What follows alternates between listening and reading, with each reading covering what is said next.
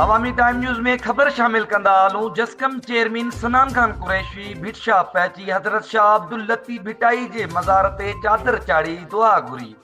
उन मौके ते मीडिया सां ॻाल्हाईंदे सनान कुरैशी चयो त सिंध हिन वक़्तु ॾुखे दौर मां गुज़री रही आहे।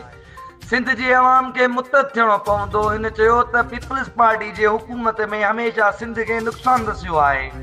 उन जे दौर में बशीर खान कुरैशी, मक़सूद खान कुरैशी ऐं डॉक्टर ख़ालिद महमूद सुमरो खे शहीद कयो वियो। हिन वक़्तु बि सिंध सां नाजाइज़ी ऐं फुरलट जो सिलसिलो जारी आहे।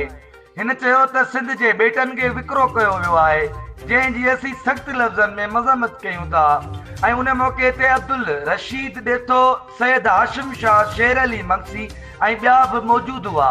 मज़ीद ख़बरुनि ऐं अपडेट्स लाइ ॾिसंदा रहो अवामी टाइम न्यूज़। मुंहिंजो बाबा मुंहिंजो दोस्त आहे। मुंहिंजो बाबा मूंसां गॾु आहे। मुंहिंजो बाबा अॼु, कल ऐं सुभाणे मुंहिंजो हीरो रहंदो। जीअं असांजा रिश्ता असांजी मोहबतनि सां ॻंढियल आहिनि, ईअं ई असांजी कड़क जी ताक़त एक्ज़ीएल सां आहे। कल्ह, अॼु ऐं सुभाणे टोपगाह ऐं बणक धणक जो असराइतो हल एक्ज़ीएल सिर्फ़ नया सवेरा ते दस्तयाब आहे।